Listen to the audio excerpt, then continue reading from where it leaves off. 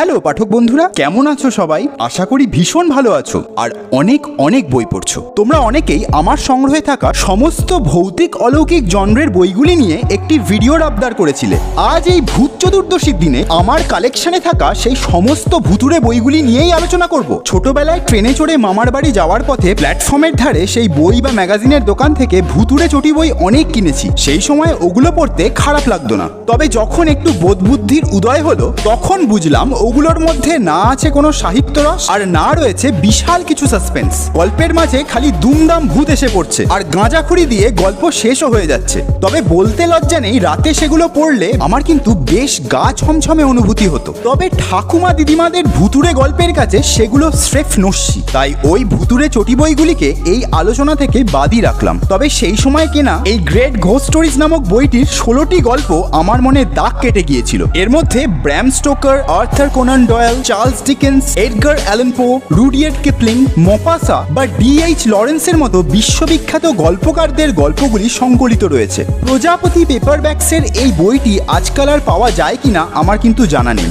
যা হোক, এরপর বিভূতিভূষণ আর তার পুত্র তারাদাস বন্দ্যোপাধ্যায়ের লেখা এই তারানাথ তান্ত্রিক সমগ্রটি আমার সংগ্রহে আসে। মিত্র ও ঘোষ প্রকাশিত এই বইটির দাম ছিল মাত্র 150 টাকা। এরপর সংগ্রহে আসে প্রফেসর রিচার্ড ওয়াইজম্যান রচিত প্যারানর্মালিটি নামক ফ্যাক্ট বেসড এই বইটি। প্যান ম্যাকমিলান পাবলিকেশন থেকে প্রকাশিত নন ফিকশন ক্যাটাগরির এই বইটিতে লিপিবদ্ধ রয়েছে বিজ্ঞান ভিত্তিক ভৌতিক আলোচনা। অর্থাৎ ভূত বলে কিছু না থাকা সত্ত্বেও অনেক মানুষের ভৌতিক অনুভূতি হয় কেন, এই সমস্তটাই সায়েন্টিফিক্যালি আলোচিত হয়েছে এই বইটিতে। বইটির মুদ্রিত মূল্য 499 টাকা। এরপর আমার বিগত কোনো এক জন্মদিনে স্ত্রীর কাছ থেকে গিফট হিসেবে পাই দুটি ভৌতিক বই। তার মধ্যে একটি হলো ফিঙ্গারপ্রিন্ট পাবলিকেশন থেকে প্রকাশিত অনিতা কৃষ্ণ রচিত ghost of the silent hills নামক এই বইটি। এর মধ্যে লিপিবদ্ধ রয়েছে সত্যিকারের ভৌতিক অভিজ্ঞতা সম্পন্ন বেশ কয়েকটি গল্প। তোমাদের সুবিধার্থে এর সূচিপত্রটি ভিডিওর মারফতে শেয়ার করে দিলাম। আর অন্য যে বইটি গিফট হিসাবে পেয়েছি তা হলো ভারতের বিখ্যাত ভৌতিক রচয়িতা কে হরিকুমার ওরফে হরর কুমারের লেখা ইন্ডিয়াস মোস্ট হন্টেড নামক এই বইটি। এখানে সারা ভারতের বিভিন্ন ভৌতিক স্থানের অভিজ্ঞতার কথা ছোট্ট ছোট্ট গল্পের মাধ্যমে শেয়ার করেছেন লেখক। সুতরাং স্বাভাবিকভাবেই বইটিতে উঠে এসেছে কলকাতা মেট্রোতে ঘটমান ভৌতিক অভিজ্ঞতার বর্ণনাটিও। হার্পার কলিন্স থেকে প্রকাশিত এই বইটির মুদ্রিত মূল্য 599 টাকা। এরপর আমার সংগ্রহে এসেছে লেখক অরিত্র দাস রচিত 4টি ভূতের গল্পের এই সংকলন 4 ভূত। বইটির মুদ্রিত মূল্য 148 টাকা। এরপর সংগ্রহ করেছিলাম জনপ্রিয় ভৌতিক থ্রিলার রচয়িতা অভিষেক চট্টোপাধ্যায়ের লেখা 3টি জনপ্রিয় বই। এর প্রত্যেকটি প্রকাশিত হয়েছে অভিযান পাবলিশার্সের তরফ থেকে। তার মধ্যে একটি মৃত্যুর গান নামক এই বইটির মুদ্রিত মূল্য 350 টাকা। আর রয়েছে ওর লেখা জনপ্রিয় দুটি ভৌতিক উপন্যাস 13 নম্বর ফ্লোর আর মৃত জ্যোৎস্নার রাত্রি নামক এই বই দুটি। প্রসঙ্গত উল্লেখ্য যে মৃত জ্যোৎস্নার রাত্রি নামক এই বইটি কিন্তু 13 নম্বর ফ্লোর নামক এই বইয়েরই দ্বিতীয় ভাগ।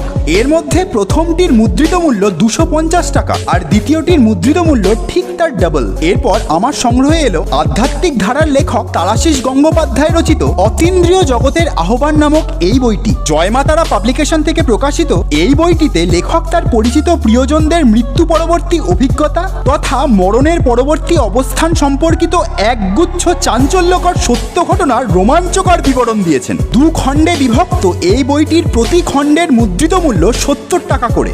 এরপর আমার সংগ্রহে এসেছে অভিক সরকার রচিত দুটি বিখ্যাত ভৌতিক সংকলন। দ্বীপ প্রকাশন থেকে প্রকাশিত প্রেতযক্ষ ও অন্যান্য আর্ট এবং ইনকুইজিশন নামক এই বই দুটির প্রত্যেকটিতে রয়েছে 4টি করে মোট 8টি হাড়হিম করা ভৌতিক গল্পের সমাহার। এর প্রত্যেকটি বইয়ের মুদ্রিত মূল্য 300 টাকা করে। আর এই একই সময় দ্বীপ প্রকাশন থেকে সংগ্রহে আসে হেমেন্দ্র কুমার রায় রচিত এই অখণ্ড কিশোর ভৌতিক সমগ্রটি।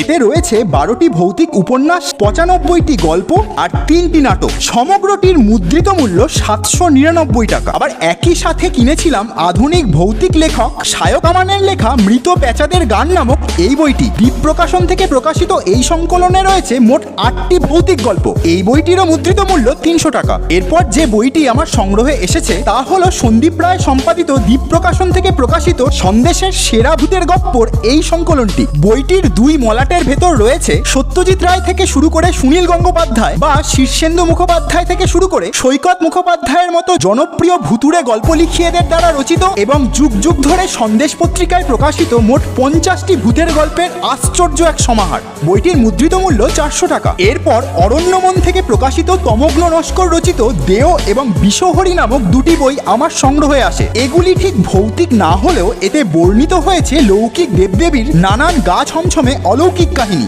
বই দুটির মুদ্রিত মূল্য যথাক্রমে 300 টাকা এবং 275 টাকা। এরপর সংগ্রহে আসে লেখক সৈকত মুখোপাধ্যায় রচিত গায়ে কাটা দেওয়া 12টি কাহিনীর এই সংকলনটি। যদিও এই সমস্ত কটাই ভুতুড়ে নয়, তবু ডার্ক ফ্যান্টাসি তো বটে।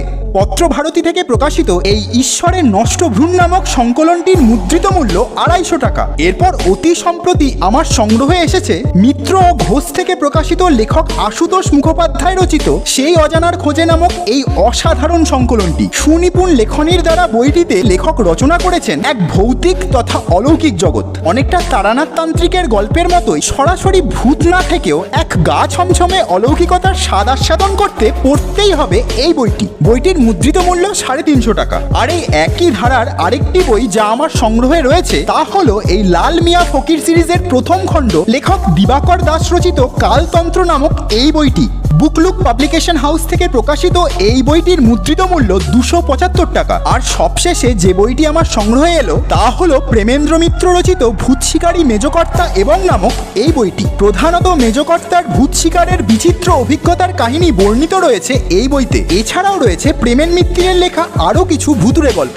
এর সূচিপত্র অংশটিও একবার চোখ বুলিয়ে নাও। দেশ থেকে প্রকাশিত এই বইটির মুদ্রিত মূল্য 250 টাকা। বইটি তোমাদের মধ্যে হয়তো অনেকেই দেখেছো বা পড়েছো। ইনফ্যাক্ট এই ভিডিওতে আমার সংগ্রহের যতগুলি বই নিয়ে আলোচনা করলাম তা তোমাদের অনেকেরই সংগ্রহে থাকার কথা। কমেন্টে জানিও এছাড়াও তোমাদের সংগ্রহে আর কি কি ভৌতিক অলৌকিক সংকলন রয়েছে। আর এই ভিডিওটি ভালো লাগলে লাইক, শেয়ার আর সাবস্ক্রাইব করে আমাদের উৎসাহিত করো। ভালো থেকো আর অনেক অনেক বই পড়ো।